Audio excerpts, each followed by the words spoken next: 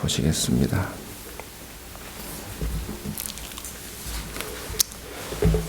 베드로후서 3장 14절부터 18절까지의 말씀입니다. 우리 함께 교독하시겠습니다. 제가 먼저 읽겠습니다.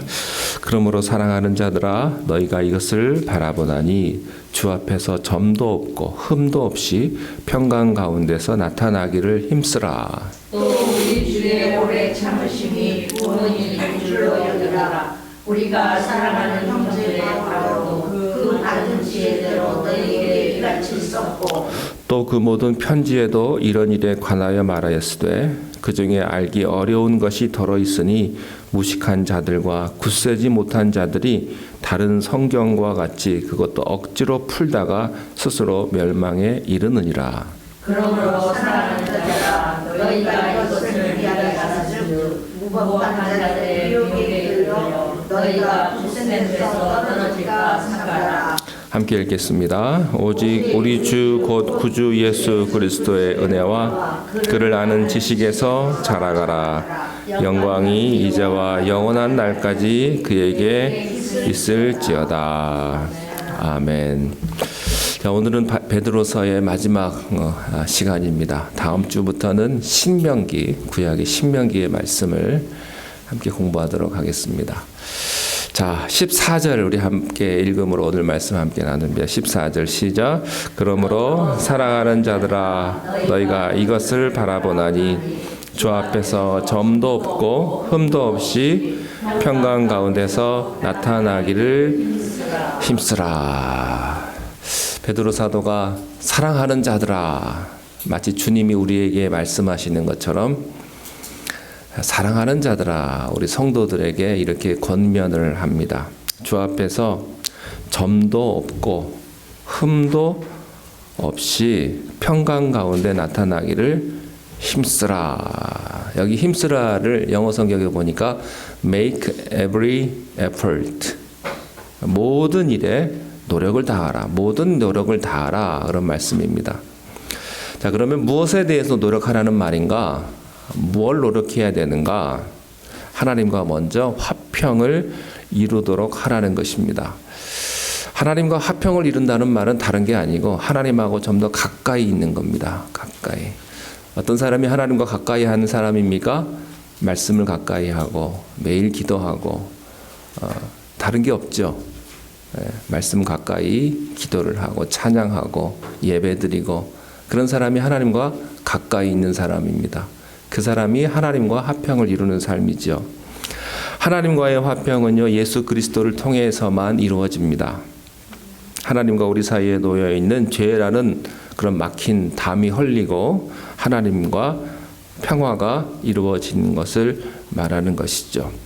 그런데 이 평화는 공짜로 그냥 얻어지는 것은 아닙니다.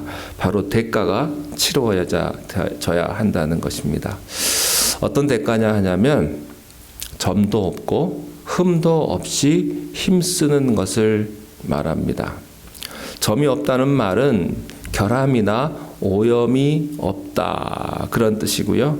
흠이 없다, 이 말은 책망할 것이 없는 무결점한 상태를 말하는 것이죠. 그러니까 성령께서 이끄셔서 새 사람이 된 상태를 말을 하는 것입니다. 어떤 피아니스트가 이런 말을 했습니다. 하루 연습을 안 하면 내가 알고, 이틀 연습을 안 하면 비평가가 알고, 3일 연습을 안 하면 청중들이 안다. 그런 말을 하더라고요. 우리 크리스찬들도요, 이런 연주가와 같습니다. 매일매일 날마다 나를 십자가에 못 박고 주와 함께 죽고 성령의 새로운 영으로 주와 함께 다시 사는 이런 연습을 매일매일 해야 합니다. 잠깐 쉬는 게 아닙니다. 우리는 가끔 그럴 때 있지 않습니까? 좀 쉬고 싶다. 그런 때가 있는데 아닙니다. 매일매일. 여러분, 어제 먹은 밥이 오늘 남아있지 않습니다. 어제 배불리 먹었다고 그래서 오늘 안 먹어도 되느냐? 그렇지 않아요. 오늘 또 먹어야 돼요. 여러분이 어제 기도하고 어제 말씀을 받다고 오늘 괜찮냐? 그렇지 않습니다. 매일매일 습관이 돼서 매일매일 말씀 가운데 우리가 거해야 될 줄로 믿습니다. Make every effort. 매일 노력을 다하는 것입니다. 모든 노력을 다하는 거예요. 성실하고 꾸준하게 우리의 모든 노력을 다해서 점도 없고 흠이 없이 하나님과 화평을 유지해 가는 우리가 되기를 바랍니다. 당시 크리스찬들의 초미의 관심사는 예수님이 언제 오시느냐, 예수님이 약속을 하셨는데 그 예수님의 재림이 언제가 될 것이냐 하는 거였습니다. 왜냐하면 너무나 고통스러우니까 그 로마의 핍박과 박해가 너무너무 힘이 들고 사는 게 너무너무 힘드니까요. 사람들은요, 예수님의 재림을 학수고대하면서 살았습니다. 그런데 그 학수고대하고 있는 사람들에게 베드로가 예수님께서 더디어 오시는 이유를 15절에서 이렇게 설명을 합니다. 15절에 이렇게 되어 있죠. 또 우리 주의 오래 참으심이 구원이 될 줄로 여기라, 이렇게 되어 있어요. 예수님의 재림이 늦어지는 이유는 예수님의 오래 참음 때문이다 하는 것입니다. 당시 복음은요, 팔레스타인에서 시작해가지고 로마의 전역으로 퍼져나가기 시작을 했습니다. 여전히 구원받아서 하나님의 구원을 이루어야 될 사람들이 아직도 많이 남아 있었습니다. 그래서 복음을 듣지 못한 자들이 복음을 듣고 회개하여 구원에 이르기까지 시간이 걸릴 수밖에 없었던 것이죠. 그래서 하나님께서 재림의 때를 오래 참으시는 이유는 모든 사람들에게 복음이 전달될 때까지를 기다리시기 때문이다 하는 겁니다. 그렇지만 그 기다리는 시간이 영원하지는 않죠. 그때는 있을 것입니다. 오래 기다리시지만 끝은 반드시 온다 하는 것이죠. 그것을 알 수 있는 사건이 노아의 홍수 사건입니다. 노아의 홍수 사건이 일어나기 전에 노아의 아버지, 고조 할아버지죠. 고조 할아버지가 누구냐면 에녹이에요. 에녹. 그리고 에녹이 무두셀라를 낳고 무두셀라가 라멕을 낳고 라멕이 노아를 낳습니다. 근데 노아의 고조 할아버지 에녹이 65세에 무두셀라를 낳는데요. 그 무두셀라라는 이름의 뜻이 창을 든 사람이라는 이름의 뜻입니다. 창을 든 사람.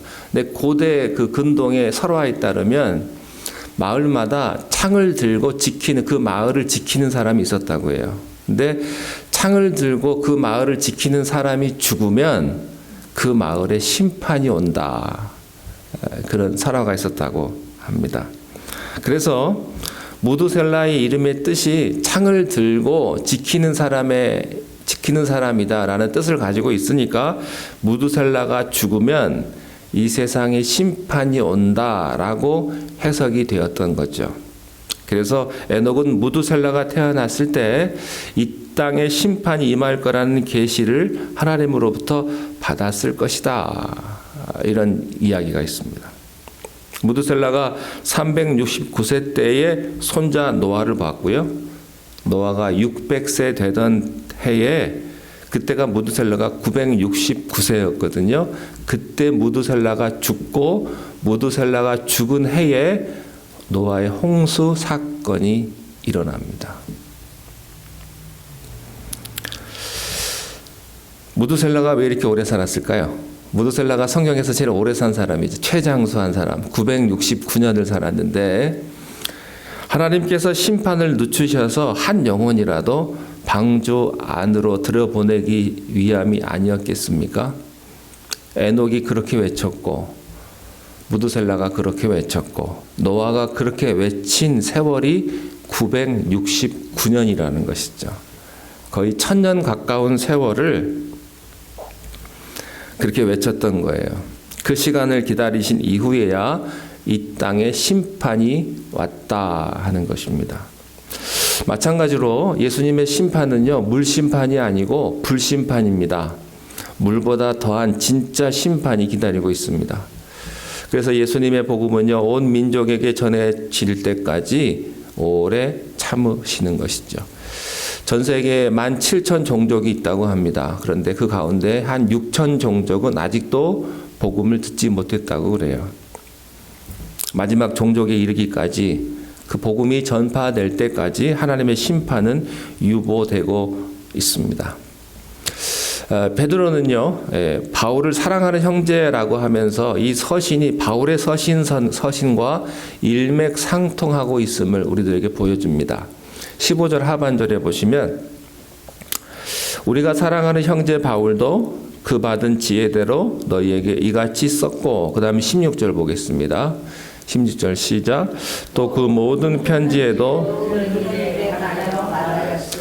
그 중에 알기 어려운 것이 들어 있으니 무식한 자들과 굳세지 못한 자들이 멸망에 이르느니라. 어떻게 보면 조금 좀 상처받을 수 있는 말이 나와요. 무식한 자들과 굳세지 못한 자들, 이런 이야기를 베드로가 하고 있습니다. 예수님의 제자들하고 사도 바울은 서로 동역하는 관계였습니다. 그래서 하나님의 계시를 받아서 서신서를 보냈고 베드로도 바울의 서신서를 읽었다는 것을 알 수가 있어요. 그리고 그 맥락은 베드로가 받은 계시나 또 바울이 받은 계시나 같았다라고 하는 것입니다. 말세에 미혹하는 자들의 메시지를 사도 바울도 같은 내용으로 썼다는 것을 베드로가 지금 상기시켜주고 있는 것입니다. 16절에 보니까요, 바울의 메시지 가운데 다소 이해하기 어려운 그런 내용이 있다는 것을 지적을 합니다. 구원에 관한 메시지는 분명한데 반면에 다른 영적인 메시지는 이성으로 이해하기가 어려운 내용이 있다 하는 것을 말하고 있어요. 이것은 신앙이 성장해야만 이해가 되고 깨닫게 되는 내용입니다. 그래서 우리가 어떤 것은 해답을 찾을 수 있는 게 있고 어떤 것은 천국에 가서 해답을 구할 수밖에 없는 그런 내용들이 있다는 것이죠. 그리고 중요한 것은 성경에서 말하고 있지 않는 내용을 굳이 알려고 하지 않는 것이 중요하다 하는 겁니다. 여러분 궁금하면 천국 가서 예수님한테 물어보십시오. 궁금한 거 물어보는 건 좋은데 어떤 분들은 이게 질문할 때 모르고 질문하지는 않아요. 알면서 자기 똑똑한 거를 좀 드러내기 위해서 질문하는 사람도 있고요. 괜히 곤경에 처하게 하게끔 그렇게 질문하는 사람들도 있더라고요. 예. 궁금한 건 예수님한테 물어보십시오. 예. 자, 그런데요, 이단들의 특징이 있어요. 성경의 내용을 억지로 풀다가 멸망에 이르게 한다 하는 겁니다. 여기 억지로라는 말이 나오는데요. 이 억지로라는 말은 교묘하게 해석한다. 다른 말로 기발하게 해석한다. 그런 뜻이에요. 여러분들이 설교 듣다가 기발하다. 좋은 거 아닙니다. 조심하십시오. 네. 여러분 하나님의 말씀은요. 평범합니다. 다 알아들을 수 있는 말씀이에요. 말씀은 이것을 붙들고 순종할 때 능력이 나타나는 거죠. 기발하게, 억지로, 교묘하게 신천지 이단처럼 이것저것 짝이 맞고 뭔가 속 시원하게 말해준다. 그래서 거기 마음에 든다. 그거 좋은 거 아닙니다. 이상한 겁니다. 또 여기 보면 무식한 자라는 말이 있는데 이 무식한 자라는 말은 배우지 못한 자 이런 뜻이고요. 굳세지 못한 자는 기초가 없는 자 그런 뜻입니다. 그러니까 기초가 없는데 배우지도 않는 자 이런 말입니다. 이런 사람들이 소위 직통계시라고 그래가지고 하나님 앞에 직통으로 내가 음성을 들었다 이거죠. 그래서 거기에 의존해서 성경을 억지로 풀다가 보면 이단 교리가 나오는 거예요. 아이러니하게도요, 이 이단들을 대항하기 위해서 기독교 교리가 만들어집니다. 그리고 신구약 66권이 정경으로 채택된 것이 이단들의 공격 때문에 그 반대급부로 이렇게 세워지고요. 또 예루살렘 회의나 이런 종교 회의들을 통해 가지고 기독교 교리가 여러 시간들을 통해 여러 세월이 지나서 기독교 교리가 만들어지게 되고 신앙 고백이 나타나게 되고 그런 거예요. 여러분 여러 세대를 거쳐서 공적인 회의를 거친 다음에 이것이 검증되고 확증된 것이 기독교 교리라고 하는 것입니다. 자, 17절 보시겠습니다. 17절 시작. 그러므로 사랑하는 자들아 너희가 이것을 위하여 살았은즉 무법한 자들의 미혹에 이끌려 너희가 굳센 데서 떨어질까 삼가라.